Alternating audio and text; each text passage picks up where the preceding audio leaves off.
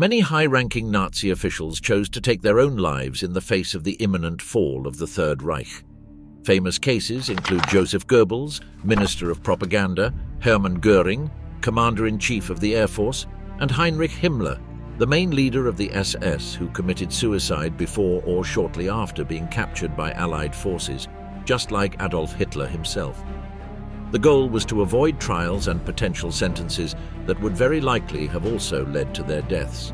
However, another large group of German generals, recognized for their essential participation in the consolidation of Nazism and their role in World War II, continued their lives and faced the judges at Nuremberg. Karl Dönitz, Erich von Manstein, Wilhelm Keitel, and Albert Speer are just a few examples of these men who chose to defend themselves and try to change the course of their fate. But what finally happened to them? Were they tried, imprisoned, sentenced to death, or did they regain their freedom? Did they show remorse for their crimes or remain faithful to the ideas of the Third Reich?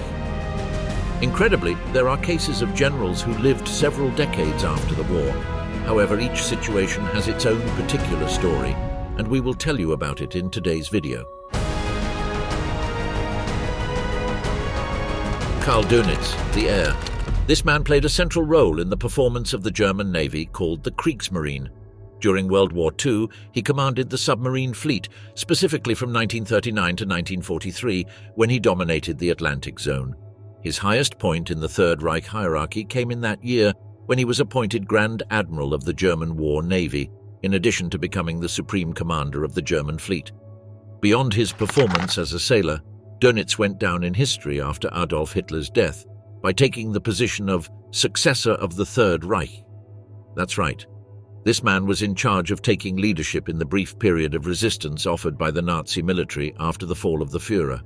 In May 1945, a week after the suicide, Soviet generals met in Berlin to observe that not all the Nazi leaders had fallen during the bombing, so they began intelligence work to find possible hiding places and escape routes. It did not take long to find a focus of resistance established on the Eastern Front. It was a group of new leaders or successors of the German government, located mainly in the small town of Flensburg, located in the north of the country near the border with Denmark, a naturally dominant area with a greater capacity to hide and thus reassemble ranks. This enclave in the state of Schleswig-Holstein became the fleeting new capital of the Third Reich, but the attempt to rearm was short-lived. As a first measure, the Russian forces formed a delegation led by the head of the intelligence section of the Soviet occupation forces in Germany, General Nikolai Trusov, who traveled to Flensburg with the aim of finding out the state of the situation. The Soviet found a city taken by the surviving soldiers of the German army, who had occupied the streets with National Socialist banners and insignia. There were still soldiers faithful to Hitler's ideas despite the death, although with financing coming from the Allies themselves, particularly from Winston Churchill's England. It happened that due to their distrust of Joseph Stalin's Soviet Union, the English intended to keep a small flame of the German army alive to use to their advantage when necessary. Observing the complex panorama, Trusov gave up a direct intervention in Nazi Flensburg, so he avoided entering the city and urged the Germans to surrender. Thanks to the intervention of the United States, particularly Supreme Commander Dwight Eisenhower, who would later become president, Trusov managed to meet with Karl Dönitz, the heir of the Führer, directly assigned by Hitler in a document signed by his secretary Martin Bormann. However, the agreement was not easy, since Dönitz had economic and military support from the English. His first measure upon arriving at the command was to send a group of parliamentarians to coordinate with the Allies the withdrawal of Soviet troops from Berlin, something the English viewed favorably in light of speculation about a potential war against the Communists. Observing the dangerous alliance, Trusov threatened via telegrams to the German forces to lay down their arms, clarifying that he had tanks and men ready to face the approximately 300 soldiers of the Wehrmacht present in Flensburg. Finally, the Americans and English had no choice but to hand over the German soldiers and their new leader to the Russians. Thus, on May 20, 1945, the capitulation and disarmament began, which ended 3 days later with the peaceful arrest of Dönitz. The heir of the Führer was tried and convicted at the Nuremberg trials for crimes against peace, war crimes, and crimes against humanity, although he was acquitted of the latter.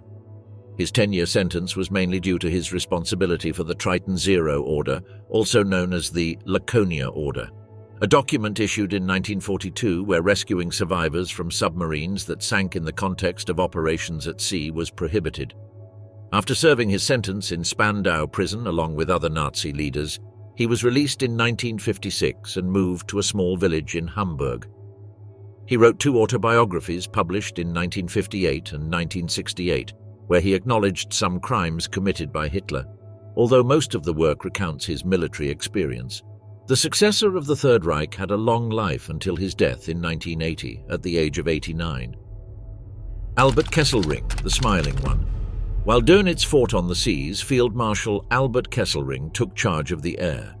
Known as the Smiling One for his naturally cheerful demeanor, this man was an eloquent and intelligent war strategist. Ironically, he never learned to fly, but his administrative and strategic effectiveness led him to successfully command the Air Force, earning the respect and admiration of Adolf Hitler himself. Kesselring's extensive career began in 1904 when he joined the army. After participating in World War I, he continued his career in the Artillery Corps during the Weimar Republic, but a directive forced him to join the Luftwaffe, the name for the German Air Force during the Third Reich. He quickly rose to the rank of colonel in 1934, and 2 years later became the Chief of Staff of the Air Force. During World War II, he played crucial roles leading air attacks in the invasions of Poland and France, and had a significant role in the Battle of Britain. For all this, he was awarded the Knight's Cross of the Iron Cross, and in 1940 was promoted to Field Marshal. Despite his successful interventions, he had tactical differences with another high-ranking Luftwaffe officer, Commander Hugo Sperl. Still, he achieved more successes in the early attacks on the Soviet Union, where he commanded the largest air fleet at that time, with more than 1,200 aircraft. He provided support to the army and armored troops during the invasion, destroying more than 20,000 aircraft and 1,000 Soviet tanks. In 1942, he was transferred to Italy with the aim of neutralizing the losses in the Maltese archipelago, which was in a state of emergency after the Allied siege. Kesselring planned what was called Operation Hercules, but differences with another high-ranking officer, Field Marshal Erwin Rommel, complicated his intervention in the area. He even tendered his resignation in 1942, but it was denied by the Führer. By the end of 1943, Kesselring received full command of the army in Italy, including land, sea, and air, with the aim of delaying the Allies' advance in the Monte Cassino region. The Marshal's effectiveness managed to postpone the Allied victory for more than 4 months, thanks to the retreat movements in the Italian capital. Despite his efforts, in 1945, the situation became untenable, and he surrendered the German forces in the south in May. However, he remained loyal to Hitler and his movement.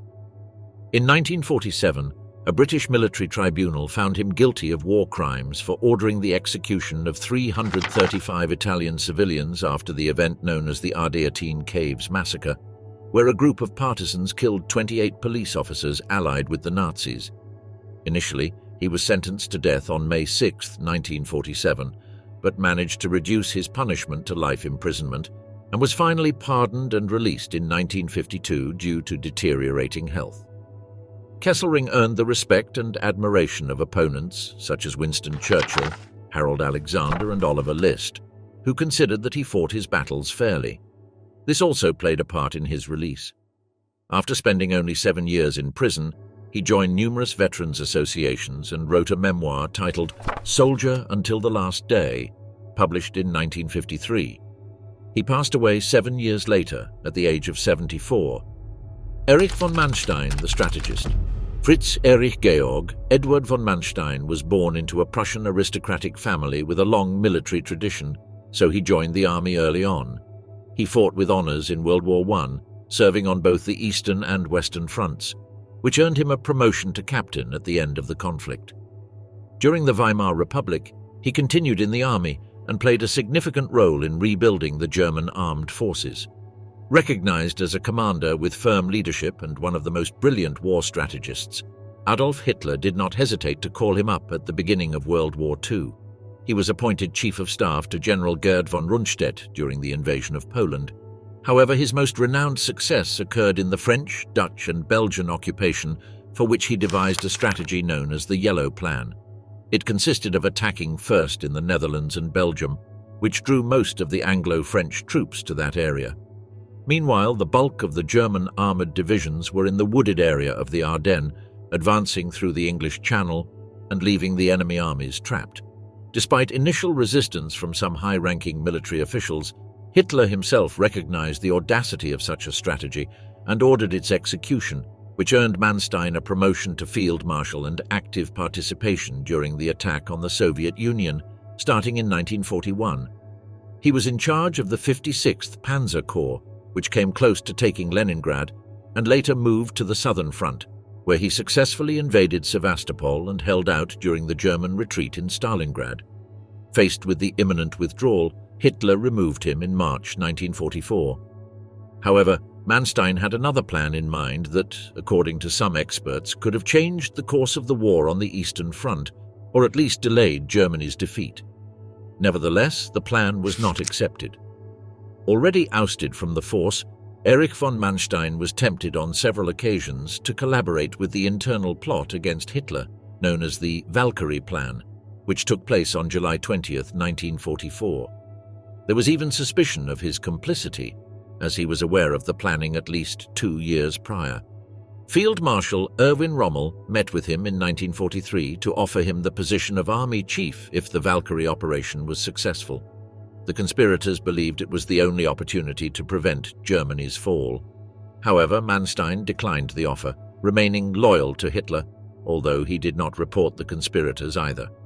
To avoid suspicion against him, he took a vacation during the week of the assassination attempt and traveled to the north of the country. Finally, the attack on Hitler with the explosion of a bomb in the headquarters where he was in Poland failed, though he sustained minor injuries. The main perpetrator of the attack, Klaus Schenk Graf von Stauffenberg, was arrested and shot along with 200 other accomplices and suspects. Despite the suspicions of his knowledge of the plan, von Manstein had an effective alibi and avoided being linked to the incident. At the end of the war, the Marshal was captured by the British and tried for war crimes in 1945. During the Nuremberg trials, he produced documents that supported the view of the innocent armed forces, trying to dissociate the army from the atrocities committed in the concentration camps and the final solution plan. Despite attempts to distance himself from these crimes, in 1949 he was found guilty on 9 counts, including mistreatment of prisoners of war and the murder of civilians, and sentenced to 18 years in prison. However, the sentence was reduced to 12 years, of which he served only 4, being released in 1953. Von Manstein continued his activity as a military advisor in West Germany and even contributed to the creation of the new armed forces of the Federal Republic of Germany. He also published his memoirs in 1955 titled Lost Victories, where he references the military strategies and operations he directed. Although he expressed some disagreements with certain decisions made by Hitler, he avoided political or ethical comments, neither endorsing nor condemning the crimes committed. He died on June 9, 1973, in the town of Irschenhausen, at a funeral attended by numerous high-ranking military officials who showed respect and admiration for this war strategist. Gerd von Rundstedt, the last Prussian, another military man of Prussian origin with a long career in the army, even before the rise of National Socialism. Von Rundstedt came from an old aristocratic landowning family known as Junkers, who dominated large estates during the Prussian era between the 18th and 19th centuries. Because of this, he initially did not feel any particular sympathy for Adolf Hitler. He joined the army in 1892 and served as a staff officer during the Great War. He then reached the rank of Generaloberst, Colonel General, during the Weimar Republic, a period in which he was instrumental in rearming the German army, and retired in 1938, already as Chief of Staff. His retirement was voluntary, prompted by the trial of the Commander-in-Chief of the German Army, Werner von Fritsch, who was accused of homosexuality by high-ranking SS officers. However, with the advent of war, Hitler recalled him due to his vast military experience. In Poland, under the position of Commander-in-Chief of the Southern Army, von Rundstedt commanded the troops that advanced from Silesia and Slovakia.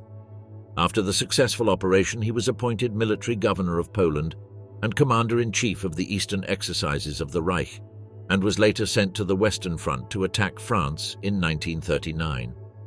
He was the other great executor, alongside Erich von Manstein, of the strategic plan to invade through the Ardennes forest. He also supported the Yellow Plan operation with 7 panzer divisions, 3 motorized divisions, and 35 regular infantry divisions. Thanks to this, Hitler promoted him to Field Marshal, along with 11 other trusted generals, and sent him to the Soviet Union. There he obtained command of Army Group South for Operation Barbarossa, achieving successes in the invasions of the cities of Kharkov and Rostov. However, the onset of winter and the Soviet counter-offensive forced the Germans to retreat. Von Rundstedt tried to convince Hitler that it was best to withdraw, but despite the Marshal's vast experience, the Führer did not consider his recommendations. Instead, he demoted him for a time. After the Normandy landings, Hitler recalled him to contain the Allied advance. He was placed in command along with Erwin Rommel, but disagreements soon arose. For Rundstedt, the situation was already irreversible, and he advised seeking peace, something inconceivable to the Nazi high command. Despite suggesting that the only alternative to avoid Germany's destruction was to make peace, Hitler refused to listen and dismissed him for the last time in March 1945. After the Chancellor's suicide, von Rundstedt was captured and held as a prisoner of war, but he suffered a heart attack during interrogation and was transferred to Great Britain. There he was accused of committing war crimes in the invasion of the Soviet Union. The accusation was mainly based on his adherence to the severity order, issued by a commander under his charge named Walter von Reichenau, which facilitated mass mistreatment and murder during the occupation. However, Rundstedt's health continued to deteriorate, and the numerous charges against him were dropped in 1949. The Marshal suffered from chronic arteriosclerosis, osteoarthritis, memory loss, and other chronic pains that made him spend the rest of his years in freedom, living in a retirement home in Lower Saxony, but with a low quality of life. He died on February 24, 1953, from heart problems at the age of 77. Wilhelm Keitel, the lackey. Keitel was one of the main chiefs of the Wehrmacht and coordinator of the German armed forces during World War II. He was also one of the generals closest and most loyal to Adolf Hitler, playing a central role in the military operations of the Third Reich. The son of a landowner with extensive fields in Lower Saxony, Keitel originally wanted to be a farmer. However, he opted for the prestigious profession of soldier and joined the army to fight in World War I, where he served on the Western Front for the 46th Artillery Regiment. In 1917, he had to retire after being seriously wounded in Flanders. Later, he performed administrative tasks and served as a staff officer during the Weimar Republic until he was promoted to general and commanded an infantry division by 1934. During those years, he became convinced of the ideas of National Socialism and developed a deep admiration and unwavering loyalty to Adolf Hitler, who carried out a profound reform of the army starting in 1935. In the restructuring of the High Command, Keitel played a central role and was appointed by the Chancellor as director of the newly created Armed Forces Office, which became known as the Oberkommando der Wehrmacht, a position he held until the end of World War II. His role was crucial in coordinating the air, land, and naval divisions of the armed forces. Keitel participated in the annexations of Austria and Czechoslovakia, as well as in planning the invasion of Poland. In 1940, he designed the terms of the French army's surrender and began planning the invasion of the Soviet Union. That same year, Hitler appointed him Field Marshal, although other army officers mocked his unconditional support for the Führer. They said he lacked the character to contradict him under any circumstances, earning him the nickname of lackey or coward. He was present during the assassination attempt on Hitler in Operation Valkyrie, but emerged unscathed and then commanded operations to find the conspirators. He was part of the Court of Honor responsible for judging, expelling, and sentencing to death many of the military involved in the attack. After the war, he moved to Flensburg with Karl Dönitz's resistance, although he was one of the signatories of the official surrender on May 9, 1945. He was later accused of committing war crimes before the International Military Tribunal during the Nuremberg trials. It was argued that his orders and attack plans violated peace, humanity, and caused the murder of civilians during the offensive in Russia. Unlike other defendants, Wilhelm Keitel accepted the charges and took responsibility for his actions, so he was found guilty and sentenced to death in 1946. Despite requesting to die by military firing squad, he was executed by hanging, controversially, due to errors surrounding the procedure. American General John Clarence Woods, who served as the executioner for many Nazi officials, miscalculated the length of the ropes used, and as a result, Keitel did not die quickly, but suffered a long and painful agony until he perished from asphyxiation. His last words were, "Everything for Germany, Germany above all." His body was cremated and his ashes were scattered in a stream tributary of the Isar River. Before his execution, he managed to write an autobiography published a year after his death, where he responded to criticisms of his lack of courage to contradict Hitler. Keitel argued that none of those who criticized him dared to take his position, and that after invading Poland, his position should have been taken by Erich von Manstein, who was more capable, but the Führer did not allow it. Alfred Jodl, the planner. Another general who met his end at the hands of the same executioner was Alfred Jodl. He achieved the rank of Generaloberst, the second most important after Field Marshal, and played significant roles in planning the invasions of Poland and Russia under Wilhelm Keitel's orders. But Jodl's military career began much earlier when he enlisted in the 4th Artillery Regiment of the Bavarian Army in 1910. Shortly after, he was promoted to lieutenant and attended the military school in Munich. During World War I, he participated in the Battle of Saarburg and was awarded the Iron Cross, second class. Despite being slightly wounded, he was transferred to the Eastern Front, where he became a staff officer and served until the end of the conflict. He continued his career during the interwar period as a professional soldier and as a professor of history and war tactics. In 1932, Keitel himself promoted him to commander, and just a few months before the invasion of Poland, Hitler appointed him Chief of Operations Staff of the Armed Forces High Command.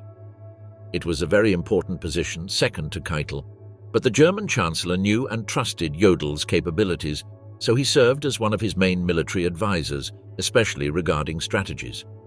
So much so that in 1940 the Führer promoted him to general, skipping the rank of lieutenant general. In that position he planned the invasion of the Soviet Union, which went down in history as Operation Barbarossa. As previously mentioned, the three-front operation had a tremendous initial success, but the delay in achieving victory led to the Soviet winter and the Red Army's counter-offensive. By 1942, after the Battle of Moscow, the German retreat was imminent, and the disagreements between Jodl and Hitler over the situation in Russia became evident. The Chancellor blamed the generals for the failure, but to Jodl, the German forces were insufficient to sustain the occupation. Despite the disagreements, he was promoted to Colonel General in 1944, in recognition of his loyalty on the front. This loyalty was also demonstrated during Operation Valkyrie, as he was present and slightly injured when the bomb exploded. He also participated in the resistance commanded by Dönitz and travelled to Flensburg after Hitler's suicide. However, he was detained by British forces in May 1945 and imprisoned at Camp Ashkan. Later at the Nuremberg trials, he was accused of committing crimes against peace, war crimes, and crimes against humanity, in addition to conducting wars of aggression. One of the most serious charges was his support for the Commando and Commissar orders, which called for the immediate execution of prisoners of war upon capture. Jodl defended himself by saying that the mass executions in the Soviet Union during Operation Barbarossa were only carried out on those who refused to walk. He also faced serious accusations for the illegal deportation and relocation of Danish citizens, including Jews who were sent to concentration camps. Jodl declared himself innocent of all these crimes, but he was found guilty of 4 charges: crimes against peace, war crimes, crimes against humanity, and illegal deportation, for which he was sentenced to death and executed on October 16, 1946. Like Keitel, his execution was carried out by American John Woods, who made him suffer a lengthy agony before dying. Prior to the strangulation, he fell from the gallows with insufficient force to break his neck, so he convulsed for 18 minutes. His last words were, "I salute you, my eternal Germany." He was cremated and his ashes were scattered in the Isar River. Albert Speer, the architect. He wasn't exactly a general, but he was one of the closest Nazi officials to Adolf Hitler and the main mind behind the urban structure of National Socialist Germany. As an architect and Minister of Armaments and War Production of the Third Reich, Albert Speer designed some of the most iconic buildings of the era and later went down in history for maximizing weapon production with scarce resources. He studied engineering and architecture at the universities of Berlin and Munich. In the early 1930s, he joined the Nazi Party and the SA, quickly rising among the most trusted men close to Adolf Hitler. Speer was a talented architect, something the Führer noticed, and he decided to include him in the main construction office. From there, he directed the creation of iconic structures such as the new Chancellery and the Zeppelin Field, where the massive Nazi Party rallies took place. He also participated in the construction of the Berlin Olympic Stadium for the 1936 Games and designed the German Pavilion for the 1937 International Exposition in Paris. That same year, Hitler appointed him General Building Inspector of Berlin, where he was responsible for relocating and evicting Jewish property owners and tenants from the city.